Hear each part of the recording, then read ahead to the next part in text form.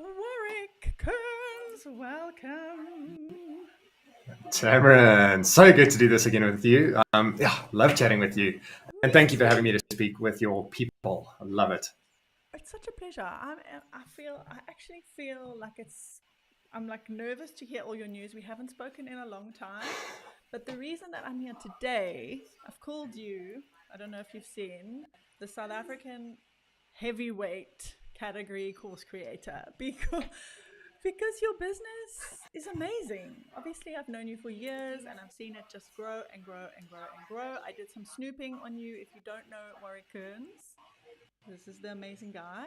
I saw that you have like 35,000 people in your free Facebook group who learn about e-commerce from you.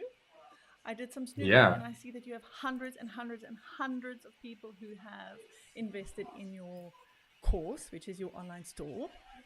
And you have tens absolutely. of Yeah. thousands of people across social media who follow you. That is an incredible accomplishment. Thank you. Yeah, and we're speaking to a bigger and bigger audience. I'm sure you're always talking about growing your list. And the other day we passed 100,000 subscribers, which is awesome. And yeah, it's just like multiple touch points of how we can offer free value and how we can, offer our premium services to people who want them, but still serve the community in a way that helps everybody to sell more stuff online. Because that's what we're all about. Yeah. That's your thing. 100,000 Hmm. people in your email database. Yeah. That's amazing. Now, the thing that's really significant about you in the South African context is that you only serve South Africans and your course and membership are South Africa specific for e-commerce. Now that busts a huge myth in the online course space, especially for South Africans. In fact, I had a post about this recently that as South Africans, we tend to have like a little bit of a nationality imposter syndrome where we think because we're South Africans, we can't succeed online and we can't have a huge successful course-based business or any of that stuff. So for me, you're living proof that that's actually a bunch of nonsense Thank because you. your business Yes. is extremely successful. But I want to start in the beginning. Now, obviously, you and I have spoken a lot about with you as the Insaka e-commerce academy guy, right? Where you're speaking about the work and the stuff that you teach. But today I want to talk to you about you as a South African course creator, digital business owner, membership owner, and what that journey was like. I mean, you had a successful e-commerce business, obviously. That's why you teach about it. But I want to start off with asking, why did you choose a course-based business? Tell me about the beginning. Cool. So good question because I suppose to keep the conversation very short, I've been selling online for like nearly 2 decades. And in the early days, when I was trying to find my feet and figure stuff out, I very quickly realized that there was nobody for me to lean on, no community support or mentorship or training at all to help me get started. So something like choosing a payment gateway or choosing a courier partner.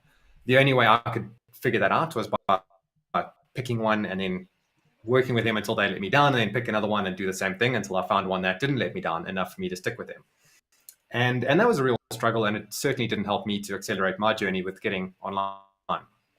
And fast forward many years, I'd built a multiple award-winning business, which I had built up to about roughly $2 million revenue per month, and I sold that company, and that was end of 2017. And the awards that we had won through the year, plus the press of the company, plus selling the company, meant that a lot of people would come to me and say, like, "Oh, Warwick, like, can you help me with like choosing a payment gateway, or like which courier should I use?" I'm like, "Are you kidding me?" That like all these years have gone by, and the people who are starting at that time have the exact same challenges that I had nearly 2 decades ago. And so that led me to a lot of coffee meetings where I'm like, I can help you. I can answer your questions. Let's go for lunch. Take me for coffee and I'll answer all your questions. Yes. But I quickly found out that that was not scalable, and so I set out to create some YouTube videos to kind of like share my tips. And I had no idea that that would kind of lead into course creation. In fact, course creation was still early at that time, so I didn't even know that that was a thing. And then I found a coach online, James Wedmore. High five, love the guy. And I ended up in one of his sales funnels where he was unpacking to say, like, if you are an expert in your field, then record your content into a course, and then you can serve more people and have a wider impact, which is exactly what I did. So that was end of 2017, founded the Ensaka e-commerce academy, and it led me into creating a course which taught people how to build a store on Shopify. Later, that course was accredited as one of 12, one of only 12 programs in the world accredited as an official Shopify training program. And that has also, we've also added WordPress training into that now. But that was a journey of getting started. And then I started advertising this and sharing it with our database and growing our database and the following. And very quickly, I realized that there was another problem that I hadn't yet solved, because there was a lot of people in my community who were saying, "Oh, Warrick, I'm not starting. I don't need a course that teaches me how to get started. I'm already up and running. So can you teach me how to do digital marketing, how to optimize my delivery systems, how to grow into a proper warehouse system, how to build a team, how to scale a business, how to sell a business?" And so to help those people, we created a separate membership offer specifically for them. And that's largely where we've been. We do a lot of different things, like we host Africa's biggest e-commerce event annually, and we do lots of other cool stuff through the year. But that's really the core of the focus and the value proposition that we offer to the e-commerce sellers in South Africa right now. Amazing. And when I reached out to you about this call, you were like, yes, but I'm busy revamping my program, so we got to keep it tight. So I'm going to keep it tight. But maybe tell us about that. One of the things about a course-based business that I like to shout from the rooftops is that it's a leveraged business. Sometimes people use the term passive income because they think it's some kind of magical thing.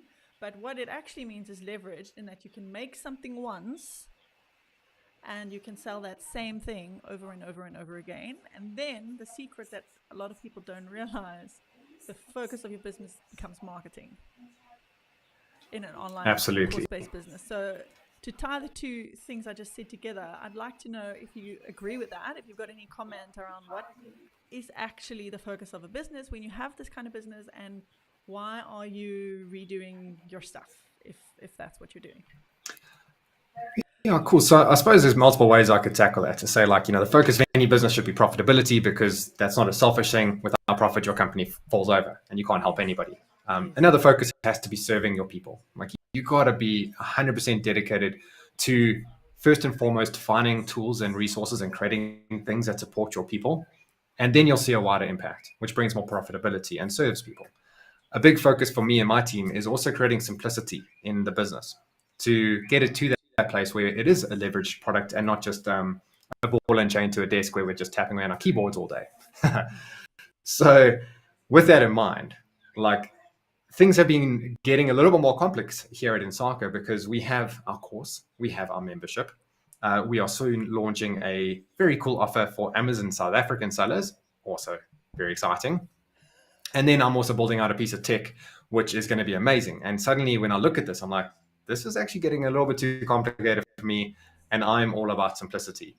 And so instead of running a course to teach people how to start, a membership for people who are already up and running, and a separate program for Amazon, plus a tech thing that will launch next year, I've decided to combine it all into one membership for the sake of simplicity. And also because I believe that I can serve and impact way more people by giving them all the tools that they need at a lower price point in one package, where they don't have to kind of upsell to a different program once they grow their business. So my team and I, we are actually doing a soft launch to our students tomorrow, because we have spent weeks and weeks revamping everything. We packaged it all into a beautiful membership. We've also upgraded the user experience, which is always fun. And we've taken our communities, the premium communities, off Facebook groups, and we put them into a custom-built community on the Kajabi platform. So that is all going live tomorrow as a soft launch to our members, to the current paying members. And then we'll start kind of taking that to market in the next few weeks. But it's been a lot of work. And at the same time, it's just so rewarding. Now, I can see it's all live and it's all ready. And we're just doing snag lists, just doing final changes. Yes. And it's just really, really cool. Well, then I'm even more grateful that you came to chat, because I know that's probably no joke, just making sure that all works. And congratulations on being at the stage where you can look at what's working. I guess you looked at your metrics. I mean, I know you obviously a little bit in the background. I know that you're very data-driven. You debrief after you've had any kind of launch. You've probably looked at what's gone on and you're like, you know what, this makes sense. But what a privilege to be at the point where you can look at what's happening and be like, wow, I'm going to make an adjustment. Yeah, thanks, Cameron. Now, I think that's an important point to dive into. We didn't plan this, but like what you're bringing up is just so on point because I do pay attention to the numbers. For me, what I teach my e-commerce sellers is that the numbers are how you make decisions, no other way. Um, and when I looked at the numbers of combining all my programs into one, the numbers actually showed that we would make less money, and that means like Well, it's tell me like, more well, why about are you that. doing it, Warwick? Yeah. Yeah, why are you doing that? Because our course launch, like the sale, like our revenue from the course launch, like we generally do about like 1.5 to 2 million bucks, and then we also like there's like a few other income streams that come off the back of that, and so we're looking at like a 2 bar amount that we are removing by not doing that, and that could be scary. And we actually, like a while ago, like 2 years ago, my team and I dived into the data and we're like, let's investigate if what would it look like numbers wise if we were to combine everything. And at that time, we're like, it doesn't work. Let's not do it. But through the exercise of thinking of combining everything, there was a thought that got planted in my mind that combining everything is going to serve our people better. And it goes back to what I said a few moments ago that like one of the focus points of this kind of business is helping people more, serving your people better. And I'm a firm believer that when you focus on that, then the revenue will take care of itself later on. And so I've pulled the trigger. We're doing this anyway, and it is going to be better in the long term. Well, there's two important things, two themes for me that come out of that. And the first one is something you said earlier, which was the simplicity in the business in terms of how you spend your day. Because that's a huge part of my message to my community is like you can live differently than you are now. It's not about working 9 to 5. And the reason you start a course-based business isn't, I actually remember a funny meme you shared somewhere along the line where like there was a 9 to 5 worker and then there was like an online course person who was like working even longer because it can become that complicated, right? So like the powerful decision to say, you know what?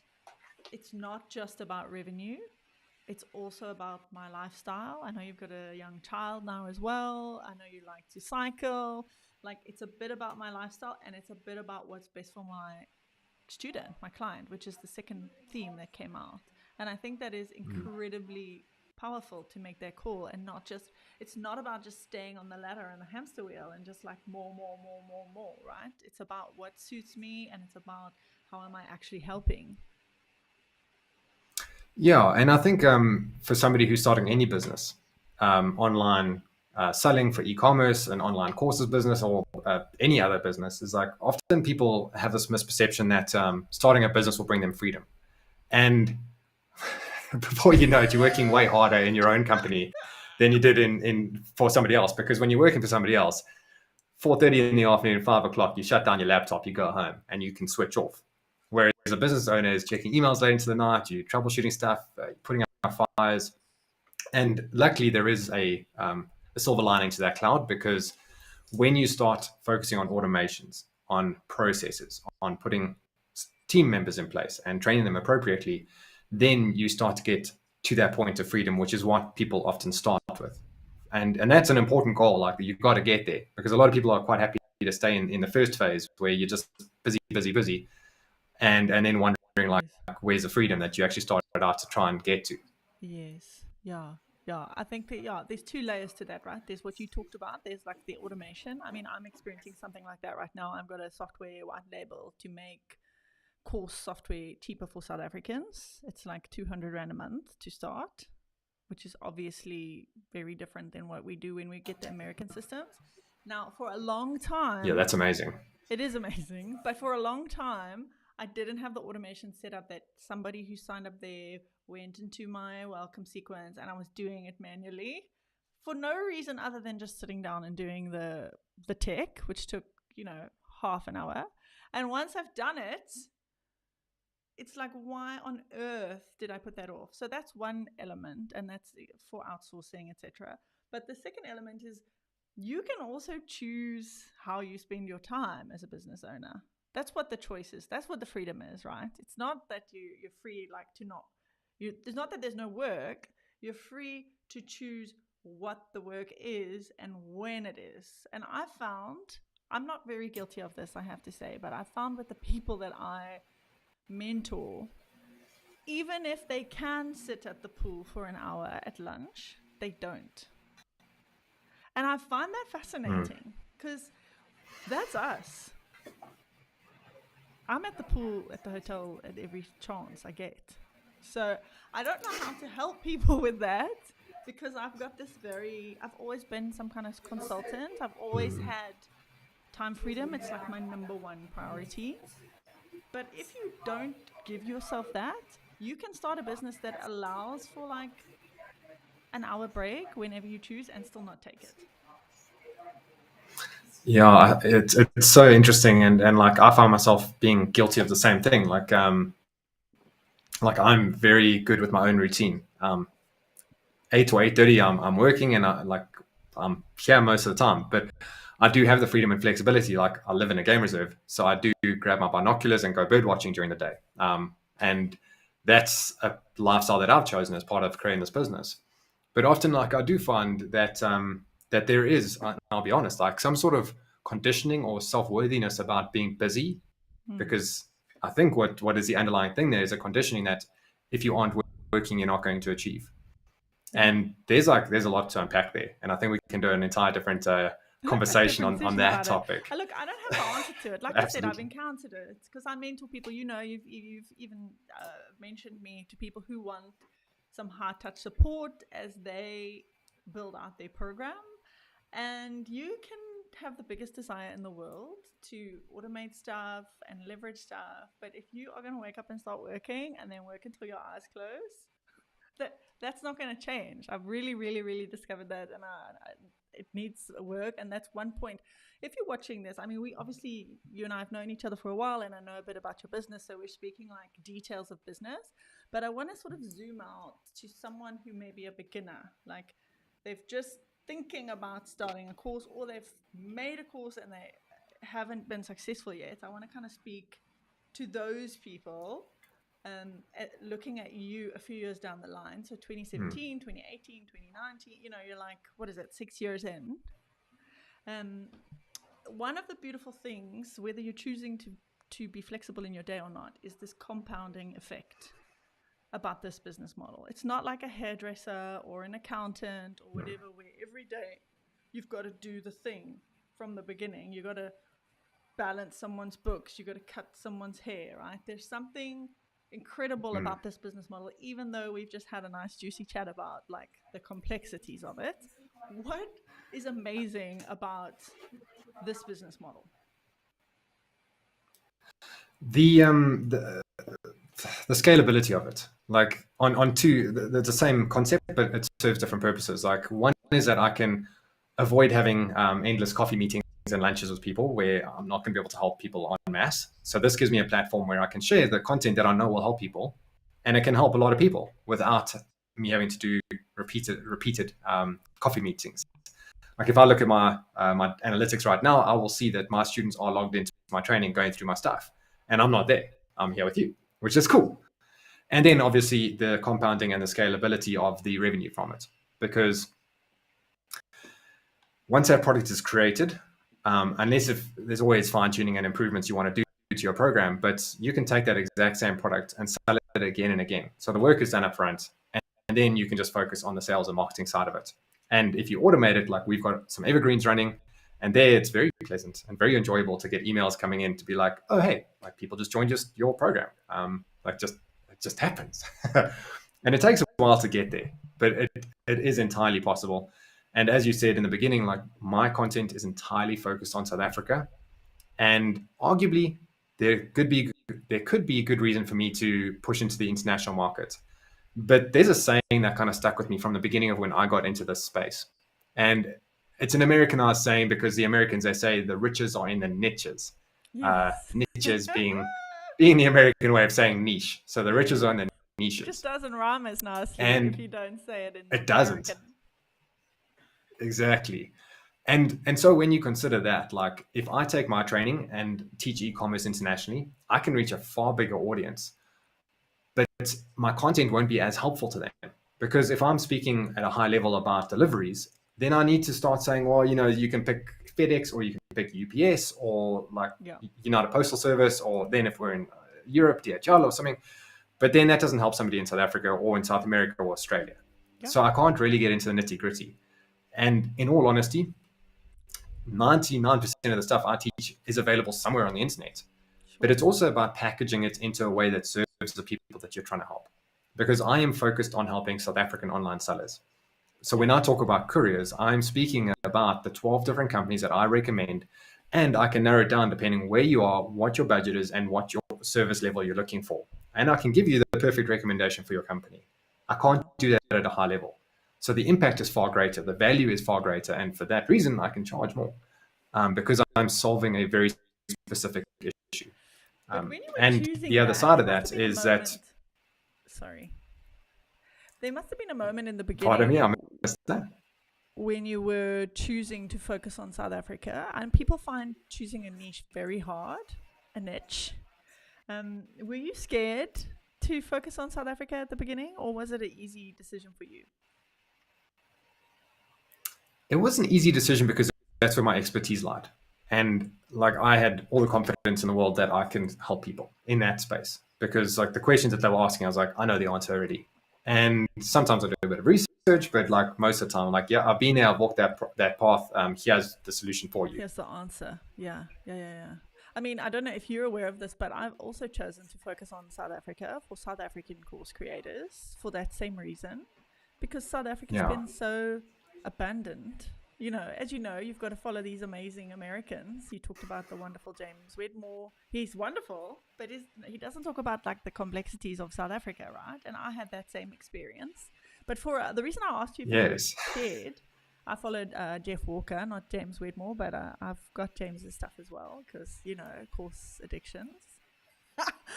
um, I was scared of focusing on South Africans. That's why I asked you that question. I was like, I had all these myths that I'm trying to bust now. Like, do South Africans, do they invest in expensive online programs? Is there enough people? You know, all of these things. What do you say to those thoughts? So I think it's very important to do the research and see that there is enough demand for the product that you're doing and that you can also solve a problem that is specific to us. Like, yeah, I mean, pricing is a real issue. Like, you're going to spend $3,000, that's a lot of money. Yeah. Or you can get a South African price. And of course, we don't want to discount our stuff, but we need to speak to the market value. The other thing is once you know that there is a market and you can solve that problem, because like in the example that you're speaking about, there's very big problems. Like, how do you take payments? Those guys are like, oh, Stripe and PayPal doesn't work. Yeah, okay, cool. Tamron, we need your help. Yeah, The seriously. and I mean, I'm like the yeah, genuine reluctant hero with my software. I don't know if you've seen it. It's called Fundi. I had I no have seen it. Yeah, it looks desire good. to bring a software to South Africa or run a software as a service business. Like zero desire. But the amount of times I had to like help people set up US bank accounts or just tell people, sorry, you got to just run the gauntlet with PayPal. I was like, I'm just going to have to do it just for people, just so that people can have a system. Yeah, and you know that speaks to the value that we've been kind of alluding to. Is like you have a deep desire to help your people, Yeah. and that's why your product will be successful. Well, I mean, sure, I talk about Fundi a lot, but it speaks to the South African mentality, which I guess I've been circling around a lot. Like, it can get reinforced when, as a South African course creator, you're like, okay, I'm ready. I've got over all my imposter syndrome. Now I'm ready to start. And then you start encountering like actual barriers, not perceived ones. Yeah, and T, you know, there's also like there's a big advantage to serving the South African market, and that advantage is that. Now, I'll speak about this with e-commerce and a lot of different industries as well, but let's talk about e-commerce and bring it back here. One of my rockstar products that I had a lot of success with was the GoPro camera. I was the first person in Africa selling GoPros, and later the first person selling drones. And people are like, wow, those are such winners. I'm like, yes, but I have a crystal ball. I have a crystal ball because if I do my research, I can look at what's successful in first world countries. And if it's Yes. successful there, it's going to be successful here. Yeah. And then if we look at our space, this space, things like webinar launches. If you try and do a webinar launch into the United States market, you're gonna be fighting an uphill battle because Americans are super tired of webinars, Yeah. and they also have a very big expectation that you're trying to sell them something. So they know that they know how that works. Whereas, like, if I'm honest, like, we do this to South Africans, and they're like, "Oh, you got like free online training or webinar? That's amazing. Let me sign up." And then at the end, they're not always expecting an offer. And some people see offers as being salesy and slimy, and that's not entirely what we're doing. We're offering free value, and at the end, we're saying, well, if you got value from that, here's something else that you might be interested in. And they aren't skeptical of that process. They aren't webinared out. They are open to it. And webinars are really like one element of what you can do here, because like even something like our evergreen funnels. In America, people are starting to struggle with that if you're not doing it exceptionally well, because Americans are tired of evergreens. They know how it works. They've been there, they've done that. And here, like, people aren't. Like, the consumers aren't yet tired of it. It's not oversaturated. Like, we can absolutely do those strategies. So we have a crystal ball. So as a person focusing on the South African market, you've got to use that crystal ball, see what's working overseas. And that also saves us a lot of troubleshooting and trying stuff that may or may not work, because all we got to do is like look at that crystal ball, look at the people who've done this before, and say like, hey, Tamron, what's working in the market right now? Okay, cool. That's working in America. That's working in Europe. Let's go with that. Let's not try all these other different strategies. Let's just go with what's working, because we've got that crystal ball. And that's a major advantage that people don't always leverage as well as they should. That's true. It becomes our superpower. I like the way you talk about looking at what's happening in the first world countries as a crystal ball. I'm going to use that.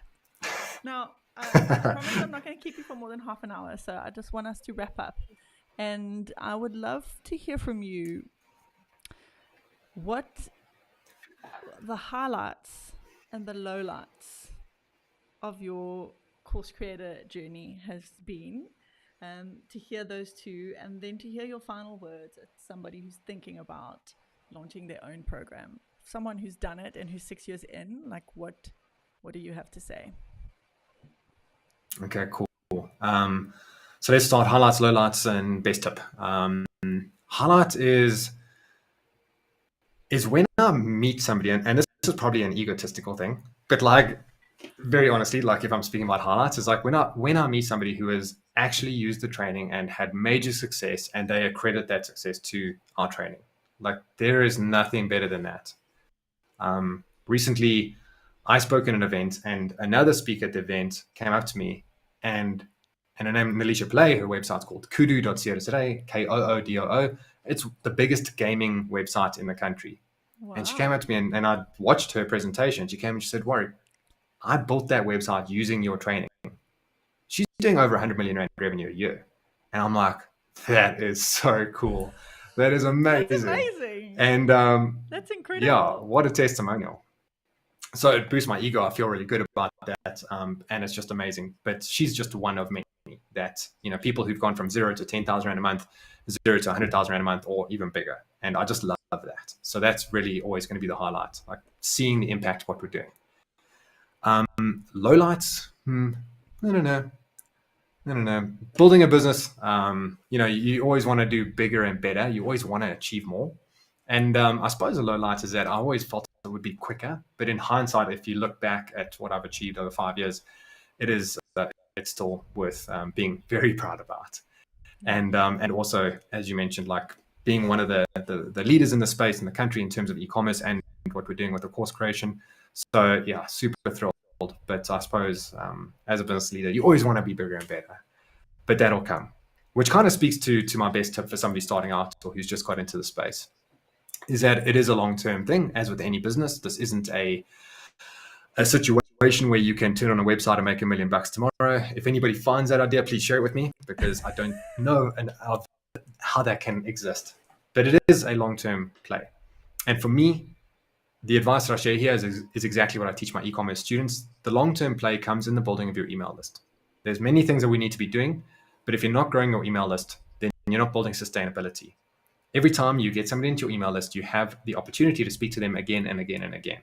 Mm-hmm. And something I do teach my e-commerce students is that I can, with accuracy, determine the sustainability and the future growth of an e-commerce business's sales by looking at the current growth of their email list, of their subscribers. If your subscriber list, your email list is not growing now, then who are you going to sell to in the future? Like, you have to do that. You have to focus on that. Build your list, and you'll have sustainability. You'll have a competitive advantage.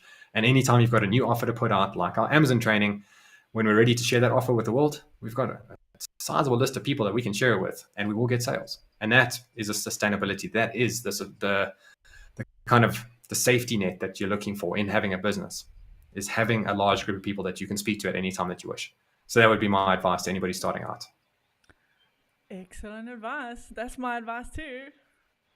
Build your Excellent. list. I mean, I'll have to have a whole other conversation around the reasons why people don't do that, because I have noticed, we talked about mindset a little bit earlier, about giving yourself the freedom to be at the pool, and I have noticed that someone can have a wonderful offer and then spend months not building their list, and not want to start with building their list. They want to start with filming their course and all these other pitfalls that can happen. So I'll talk about all of those at another time, but I really appreciate that you put that in the spotlight. Your business is about the people who you serve, and you have to attract them into your life and into your database. Yeah, thanks. And a final thought on that is, I think some people who are in the early stages of that may be thinking, well, that's easy for you. You've got a big list. But I started with nobody on my email list. Nobody. And Tamara and I imagine that you did too, right? Sure. I mean, I follow Jeff Walker's stuff. I don't know what James teaches for lead generation, James Whitmore, but Jeff Walker literally says, when you write in the beginning, you gather like your personal contacts out of every person you've interacted with for the last 10 years, and you send them an email saying, hey, I'm gonna start this thing. Like, that's where I literally did that. I actually did that. So there you go. Awesome. Yeah, and people can do exactly that, and then you're off. You're out of the starting blocks, which is perfect. Yeah. Thank you for that. I really appreciate it. It's such an honor to speak to you. I love watching what you do with your business, and always fascinated. It sounds like you've got some very exciting stuff in the pipeline, which I'm going to keep my eyes out for, and I'll let you go and make sure that everything's working for when you make your offers. And Thank you. Enjoy the bush, enjoy the birds. Oh, love it. Yeah, absolutely. And thanks for the time. Appreciate everybody who's listening in. And Tamara, always great talking with you. Pleasure. Ciao.